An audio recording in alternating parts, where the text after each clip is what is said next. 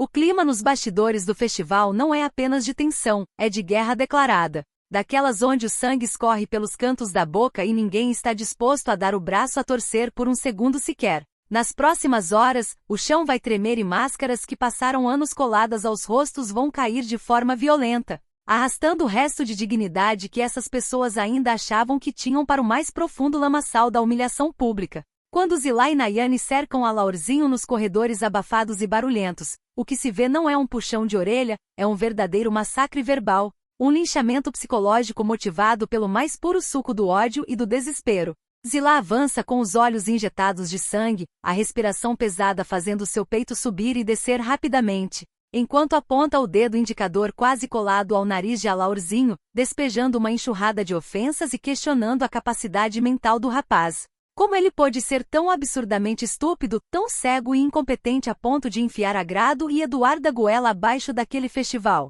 Zilá grita com a voz embargada pelo rancor, dizendo que ele colocou uma bomba relógio nas mãos delas, destruindo meses de um planejamento estratégico meticuloso por puro capricho ou por uma frouxidão vergonhosa. Nayane não fica atrás e morde os lábios com tanta força que quase sangra, destilando um veneno refinado, acusando a Laurzinho de traição barata e de ser um moleque mimado que não tem a menor noção do perigo que acabou de atrair para perto de todos eles. O tom de voz de Nayane é agressivo, cortante como uma navalha enferrujada, subindo às oitavas à medida que ela joga na cara dele que aquela decisão imbecil vai arruinar casamentos, destruir reputações e jogar o nome da família na lama mais podre da cidade. A Laurzinho engole em seco, o suor frio escorrendo pela nuca enquanto ele tenta balbuciar uma defesa qualquer, mas é completamente atropelado pelas duas furiosas, que exigem saber quanto ele ganhou para ser tão canalha ou se a sua burrice é realmente crônica e sem cura. Enquanto o barraco ferve de um lado, Janete se corrói por dentro em um canto isolado, sentindo o peso de uma angústia sufocante que ameaça rasgar seu peito ao meio.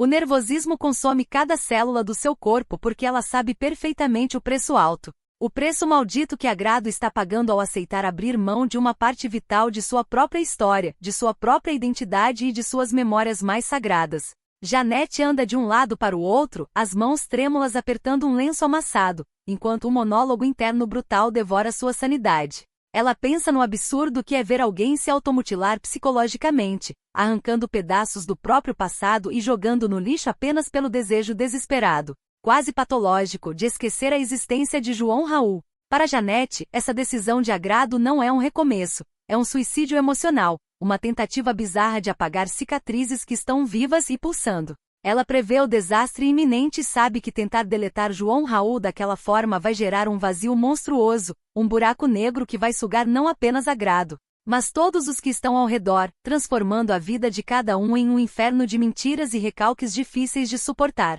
O medo de Janete é palpável. Ela sente o cheiro do fracasso no ar e se desespera ao perceber que ninguém está vendo a tragédia que se desenha diante de seus olhos, onde o passado se recusa a morrer e promete voltar cobrando juros de sangue. Mas se Janete chora pelos cantos, Nayane prefere resolver suas pendências com o chicote da intimidação e vai atrás de Sinara com os dentes arreganhados, destilando uma agressividade que beira a insanidade. O encontro das duas é um espetáculo grotesco de hostilidade pura, onde Nayane não gasta tempo com rodeios e encurrala Sinara contra a parede, reduzindo o espaço físico até que a outra sinta o calor de sua respiração cheia de desdém. Com os olhos fixos sem piscar, exibindo um olhar psicopata de quem está pronta para o pior, Nayane profere uma ameaça de morte social e física tão violenta que faz o estômago de Sinara revirar de pavor. Ela diz com todas as letras e com um vocabulário baixo, que se Sinara ousar abrir a boca podre para falar um terço do que sabe, ou se tentar atravessar o seu caminho mais uma vez, ela vai pessoalmente caçá-la até o quinto dos infernos para acabar com a raça dela.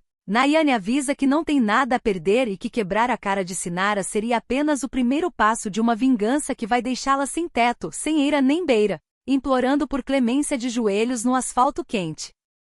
Sinara treme, sente o impacto das palavras agressivas e percebe que Nayane não está blefando, o que cria uma atmosfera de pânico generalizado, onde qualquer passo em falso pode resultar em um quebra-quebra generalizado com consequências absolutamente irreversíveis para a integridade de todos. Em outro ponto daquele ambiente infectado por segundas intenções, a hipocrisia ganha contornos de romance barato quando Eduarda para e observa, de longe, Leandro interagindo com Sol. O olhar de Eduarda é uma mistura asquerosa de admiração forçada e uma inveja silenciosa que corrói suas entranhas como ácido. Ela finge um sorriso terno, mas por dentro seu cérebro ferve com planos maquiavélicos e uma necessidade doentia de controle absoluto sobre a situação. Ver Leandro sorrindo, sendo gentil e se dedicando a só acende em Eduarda um alerta de pura possessividade. Ela começa a calcular friamente como pode usar aquela imagem de bom moço em benefício próprio, arquitetando uma teia onde Leandro será o peão perfeito em seu tabuleiro de xadrez social.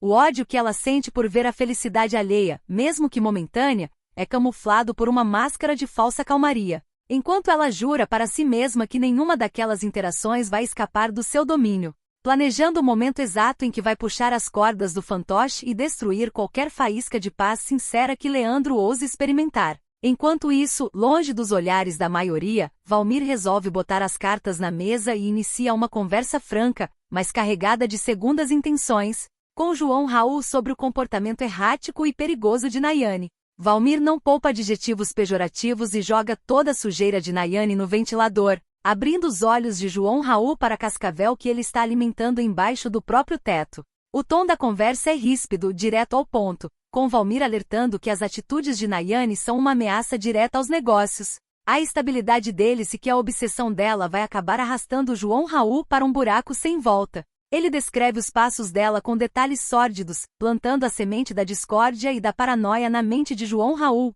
que escuta tudo com os punhos cerrados e o maxilar travado de tanta raiva, percebendo que a rede de intrigas que o cerca está prestes a sufocá-lo. Só que a ironia do destino é implacável, porque enquanto Valmir destrincha os podres de Nayane para João Raul, o próprio Gael aparece para inflar o ego da megera, tecendo elogios exagerados e cheios de segundas intenções diretamente para Nayane. Gael se aproxima com aquele sorriso cínico de quem sabe exatamente qual botão apertar, massageando o orgulho ferido da vilã e dizendo o quanto ela é poderosa, indispensável e acima de qualquer crítica. Esses elogios funcionam como combustível na mente já distorcida de Nayane, fazendo-a se sentir invencível, mesmo sabendo que está pisando em ovos. A situação sai completamente do controle quando Janete, ainda vagando pelos cantos com os nervos à flor da pele, flagra Laurzinho em um momento de intimidade comprometedora com Alana. O choque é brutal. Janete estanca o passo, o coração disparando na boca ao testemunhar aquela cena que é a prova cabal da promiscuidade e da falta de caráter que domina o lugar.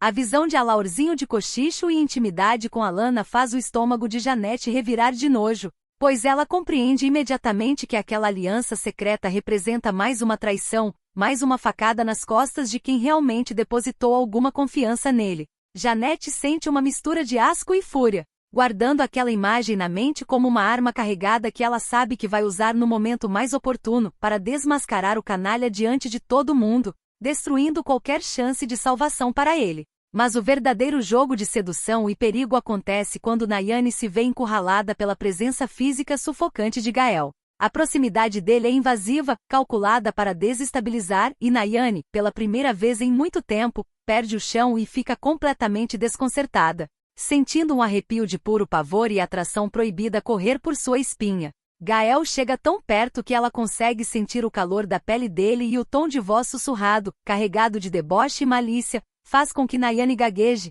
perca a pose de mulher implacável e vacile diante do predador. Ela tenta manter a arrogância, mas o olhar dele penetra suas barreiras, deixando claro que ele sabe exatamente quais são os seus pontos fracos e que pode destruí-la quando bem entender, transformando aquela tensão sexual e psicológica em uma tortura insuportável que ameaça desmoronar toda a sua pose de rainha do camarote. O ápice da baixaria e do confronto direto explode quando Eduarda perde completamente a linha e dá um basta definitivo no teatro de Leandro. Sem o menor pudor, no meio de uma conversa que deveria ser civilizada, Eduarda interrompe Leandro de forma agressiva, berrando com os olhos estalados e exigindo que ele pare imediatamente, de uma vez por todas, de tocar no assunto do casamento dela com agrado. O pedido não é um apelo, é uma ordem cuspida com ódio, um basta violento que pega Leandro totalmente de surpresa e o deixa sem reação. Eduarda avança na direção dele, o rosto transformado pela fúria reprimida que finalmente veio à tona,